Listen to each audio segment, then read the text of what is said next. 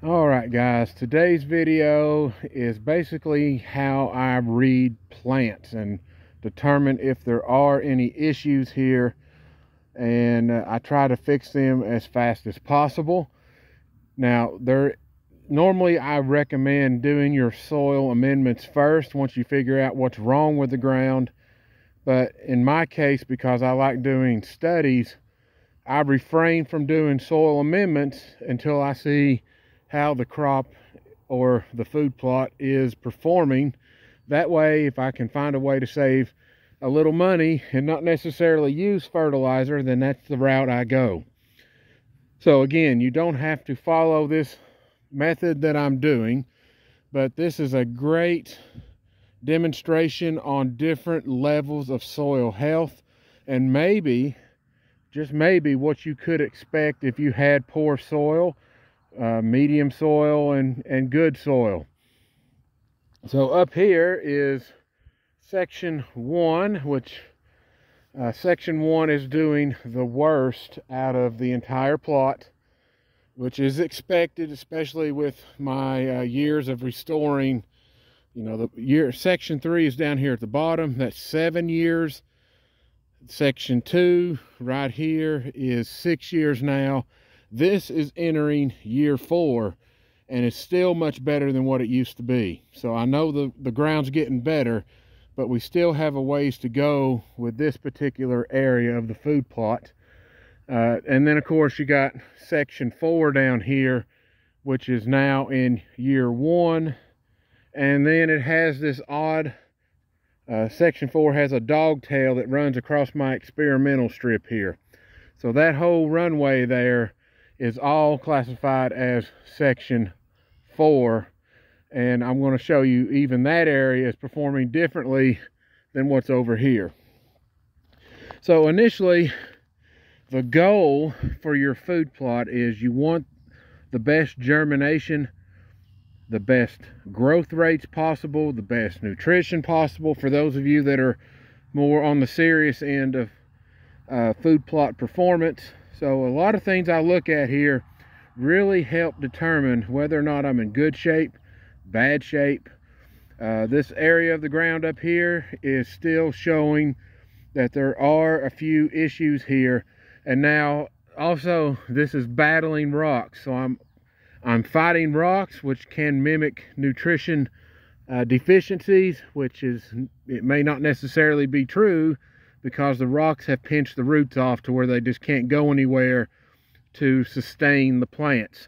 So there are instances in the past here where I've had plants that may initially start off healthy looking, and then as the week or two progresses, they continue to degrade in quality, and eventually they die. And a lot of times when I do find that situation, it's usually there's a whole cluster of rocks in there, and it's just literally pinched the root system off. So in this case, section 1 is still underperforming as far as a no fertilizer plot. So this area is definitely going to have some more fertilizer applied. But you got to pay attention to leaf sizes. So soybean is a great indicator of how well your plot's probably going to do early on. And if you notice, these leaf sizes here are kind of small, right? Not that great. The stalks on these guys are thinner, growing slower. A lot of this right here should be 2 or 3 times this size by now. And you'll see the difference here, because I've added no fertilizer since I've tilled this, absolutely zero. So we're going to move down to the other sections. But even here, buckwheat is also another example. You can see that thing is maybe 8-9 inches tall, and that's about the biggest leaf it's got on it. So I'll show you some other areas that are outperforming that. Now, if you also noticed leaf color, that's another biggie here before I step away.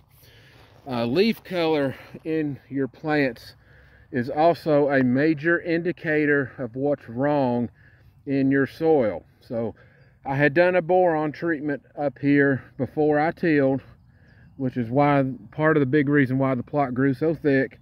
So boron up here is not an issue right now. The issue I'm seeing is basically my potassium level is not right up here. I see discolorization in the leaves. The veins of the leaves are darker than the actual leaf itself. Nitrogen levels here are also slightly underperforming. Nowhere near as bad as they used to be, but I can post a picture or a link with a picture showing you the different leaf outlooks. You can find out if you've got iron deficiencies and other issues in your soil. So that picture should help you out quite a bit. See, this is really rough right here. And you know what's going to happen if you see your plot looks like this early on and you've got that small of growth? Weeds are going to come in here and take over. You have got to make sure that your soybean is juiced up well enough to canopy out over the existing soil. If it can't canopy, you're probably going to lose your crop. Unless deer's just really browsing it off. But over here, this whole end has been browsed. It's not a lack of soybean. It is literally getting eaten off. And it's already suckering back. But because the soil is not quite as good, these areas are struggling more to recover from that type of pressure. So poor soil will lead to issues down the road, or if I can spit it out, or early on, depending on the situation. So I ain't even stepped out of here. Here's a buckwheat plant that is, I don't know if you straighten that stem up, about 10 inches tall. Look at that, right? Much better leaf size. The veins in this look much healthier. The ground is now sending signals to me that patches of good development is beginning. That sun hemp looks really good. You know, this buckwheat's looking better. Soybean here has been browsed back, so I'm not penalizing my soybean just yet, but it already is recovering faster on this end than it is where I was just filming. And that's what I look for, is just issues in the soil. See, these leaves are not all that green. I can do much better on this green color. Mostly, I think the biggest issue is potassium. There's some deer browse on my buckwheat plant right there. Usually I don't get too much. It's kind of, they enjoy it from time to time, but it's just like my deer are very picky for some reason. But the browse level in the buckwheat is picking up compared to what it used to be. All right, so this here is still section 1, and this end of the plot has better soil in it. So you can see here the growth rates look much better than anywhere else out through there. You're getting faster growth rates. The stalks on them are thicker, but the leaf coloring is still off. But it is better here than up here. So let's go down here to section 2. And right here is the start of section 2. So you can see here, the soybean is practically 90% range canopying right now. So this soybean is much taller. Leaves are bigger. The color of the leaves are definitely better. So we're definitely getting there. And another year or two of constant soil improvements, this place will be dynamite. And just because I've reduced the fertilizer or put no fertilizer out, that doesn't necessarily mean that my soil is at optimal performance. So every year I keep doing these mats, my overall performance keeps climbing, getting better, better, and better. And now this up here is reflecting that with absolutely no fertilizer. Because this end, all this you see used to be worse looking than what I just showed you up there. A lot of times, my first year or two, it was a struggle to make sure my soybeans survived because I was spending so much money on fertilizer, and it literally just wreaked havoc on my budgets. Now it's the opposite. Here, cowpea, absolutely exploding under no fertilizer. All these cowpeas, these are volunteer cowpeas, are exploding. Much faster growth than last year, and these guys are aggressive enough in poor soil. Same thing here. I have already noticed this is one of the areas I replanted, and you can see it's already off to the races here. This response on how fast this is filling in is so much better than what this used to be. Look at section 2, practically filled in completely now, other than this area here, and this area here is quickly starting to fill in, just like this spot here. So germination rates have risen, plant growth rates have risen, nutrition is better. It's all so much better than it used to be. And that's why I love reading these plants, because right now I don't really see a need at this point to put fertilizer in here just yet. I'm trying to see if I can graduate this part of the food plot from having any. It's very, very, very close. There might be 1 or 2 spots that still need it, but overall this area here is ready to graduate, in my opinion. So now let's move down here to the experimental strip. What in the world is going on here, right? Absolutely booming. This is throttling last year's start, and I mean absolutely throttling it. It is not even close to what I had. The sunflowers look so much stronger. I'll probably pull my old video here from last year so you can see the comparison yourself. But these buckwheat plants are absolutely monstrous for this time of year for here. I mean, that's volunteer return buckwheat right there. It's over 2 feet tall and still gaining a lot of momentum. Let's go down here and check out some of this growth rates and leaf sizes compared to the buckwheat that's up here. So here we go, right? That buckwheat plant is thicker and much bigger leaf structure, growing way faster. This plant will produce a whole lot better than any plant practically up here in section 1. The mung bean and iron and clay, these guys have a lot of leaf deformity,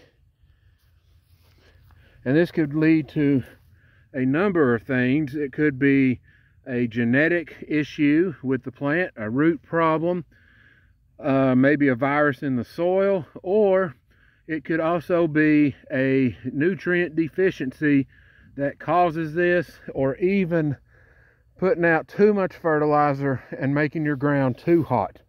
So you got to remember, I haven't added any fertilizer after the tilling, so whatever was in the soil is what I'm running with right now. And every bit of this is exploding in here. Black oil sunflowers looking much stronger here. There's another one there. Overall, fantastic jump from year 1 to year 2. And you won't necessarily see this type of result from year to year. I had a really good mat, and this is my oddity of my food plot, because I've classified this as section 4, and so is the deer vetch area, but this is technically year 2 with my second rotting mat that I put on here, and this thing has jumped out big time because of that. Daikon radishes are looking fairly strong, but I do see some shortages in the soil here. Perfect example of leaf color problems. So What do we have here? Do you see the issue with that leaf? If you notice something, the veins are very dark green, but the rest of the leaf is not. So put in the comments below what you think the problem is with this particular leaf. And we'll see how that pans out and who's right and who's wrong. And hopefully we can learn what we're looking for. All right, so out here, we'll go down to section 3 here in just a second. These other black oil sunflowers are doing even stronger down here. Much better growth. You know, monstrous size buckwheat leaves right there.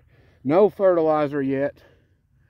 Looking great. My sun hemp, which is that little guy right there, all the sun hemp I've seen in here, except for maybe a handful of it, is doing probably 2 to 3 times the growth rate of last year. Some of them might be more than that.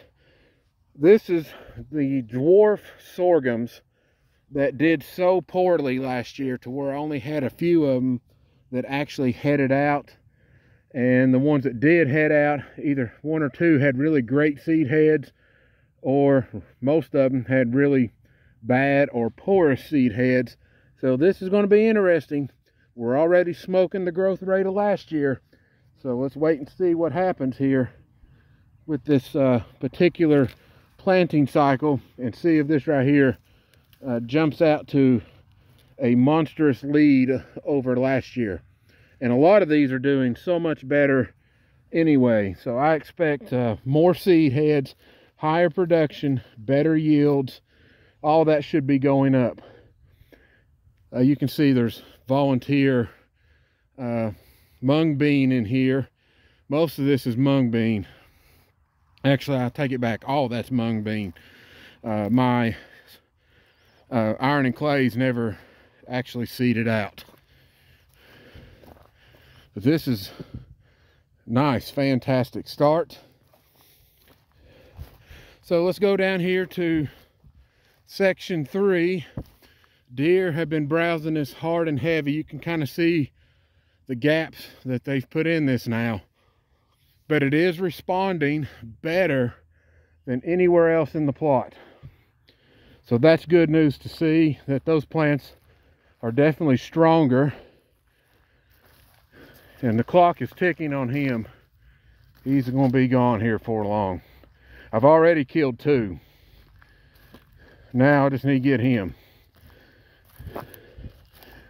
All right, so let's go down here to a patch that's not browsed, so I can show you growth rate differences between 7 years of restoring and 4 years of restoring. So again, mat is really thick. Soybean had no issue whatsoever coming up through this mat.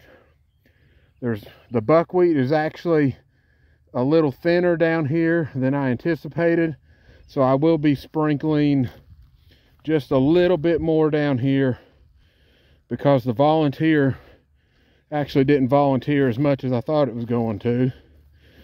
But in this case, we have a high amount of deer browse. So every one of these plants here has been cut off by deer all through here. This was all a carpet here the other day. You couldn't even see the straw mat.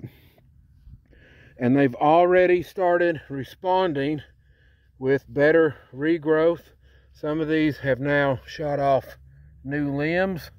That is why I love these forage soybeans. Now look at that, guys, first official leaf. Right, all this area here, that is its first leaf, true leaf. Look at how much larger and healthier looking all this soybean down here is compared to my soybean at the top up there in section 1. So no fertilizer applied again, and my soybean is responding so much better. I mean, this used to be so much work to do, and I would nearly be passing out here in the summertime during the heat trying to fix this place. Over here, canopied. Over here, in the process of being canopied. Even down through here, deer have browsed all along this edge right here. So they've kind of thinned these areas out. That was pretty similar to that earlier, maybe 2 or 3 days ago. But here we have a much different plant growth rate, and the soybean on a lot of these now is already starting to form new branches. And this is one thing I've learned with this particular soybean. The stalk on the soybean is a great indicator of the next phase of your soybean. So in this case, this stalk right here, if you notice something, see how, I might be able to get a little closer than this. All right, see how thin it kind of starts down there at the bottom, and then all of a sudden that starts to bulk up. When I see that happen right there, that tells me the soybean is fixing to take off, or it's in the process of really rapidly starting to grow. And I find that all over the place down here. All this soybean, their first true leaves, I couldn't find anything or any sections that was really struggling to grow. Even over here, now there is a little bit of leaf discolorization right here, but to be honest with you, this was my screen wall, so I wasn't really focused heavily on soil restoring, because you can see volunteer seed from the screen wall right there. So this spot here may get some sort of boost, a small boost, but not a big one. And then, of course, my new strip up here is doing fantastic. Deer have been browsing a lot on this end. Even here, sunflowers. These are my Mongolian sunflowers. They have a lot more energy than those black oil sunflowers do. Bigger seed and bigger sunflowers. So if you're looking for ways to up your tonnage quicker, then some of these mammoth sunflowers will help you with that. But it's also a question of which ones the deer like better. So that's why I love doing these trial runs of different subspecies and look to see which ones are drawing the deer in better. There's also return or volunteer screen wall in here, so there's various sorghums. Milo's coming up in here. Soybeans' first set of leaves looks fantastic. Coloring looks so much better here. Big leaves, big leaves. Perfect sign that I don't need to really do anything here. So that is money saved when it comes to fertilizing versus what I was doing in the past, which was come up here, fertilize the whole plot. Some of it would grow so dang thick and big because I wasn't paying attention to fertilizer rates. I just simply come up here, tossed it on the ground, and took off, and I was done. I'm trying to save money now, so for me, I do spot fertilizing only, or in this case, section 1 from front to back is going to have fertilizer put on it. And I have a feeling it's going to be in the neighborhood of 70 to 80 additional pounds. Because these guys, now I'm not growing competition, but these guys here have much bigger leaves than what you're seeing right now. But since I'm not doing competition, I'm not overloading these guys because I have other species involved here that I could damage. So these guys are not going to be competition growth. They are just going to be good gauges to where my soil conditions are on this side of the plot. But they've all responded well. I didn't really find a bad sunflower in the spot here or anywhere along this strip. Soybean here has been browsed very heavily, already suckering back, and matter of fact, it's still trying to canopy. This is what happens when you get healthy soil. versus poor ground. See how many bare spots is there? It's just not recovering. And as a matter of fact, the soybean has done so poorly right here. I am probably going to replant that whole section out. It's that bad, and I need a lot of soybean in here to hold the deer over for the winter. So you may see this area here in the future video redone, at least maybe half of it. Now I got nasty Johnson grass in here, and I'll be working on removing that. But growing great, no signs of really any issues. The buckwheat here is nice and big. Any volunteer turnips have erupted out of the ground. Good sign that this part of the plot here is in great shape. So these type of soil conditions actually are better for more deer versus the poor soil. Still continuing on here. Now this end here has been heavily browsed, and I'm starting to see a small sign that some of that is stunted. But it still is responding and regrowing. That one's limbing out all over the place in there. So these guys are just a little overcooked on some of the browse. That's why they're stunted. It's not necessarily a nutrition problem. I've even got a little bit of volunteer deer vetch in here. I'll let that grow too. I don't care. That's great. More sunflowers doing great. All these mammoths right here are just absolutely killing it. They grow very quickly, so you can get rapid tonnage from sunflowers. Here we go. Deer browse has already begun. They completely cut the top off of that one and that one. So one or two things is going to happen. Those guys are done, or they try to fork off. And most of the time they don't fork off. At least for my purposes. But they are hitting these Mongolians. And they're hitting really a lot of the plot right now. So there you go, guys.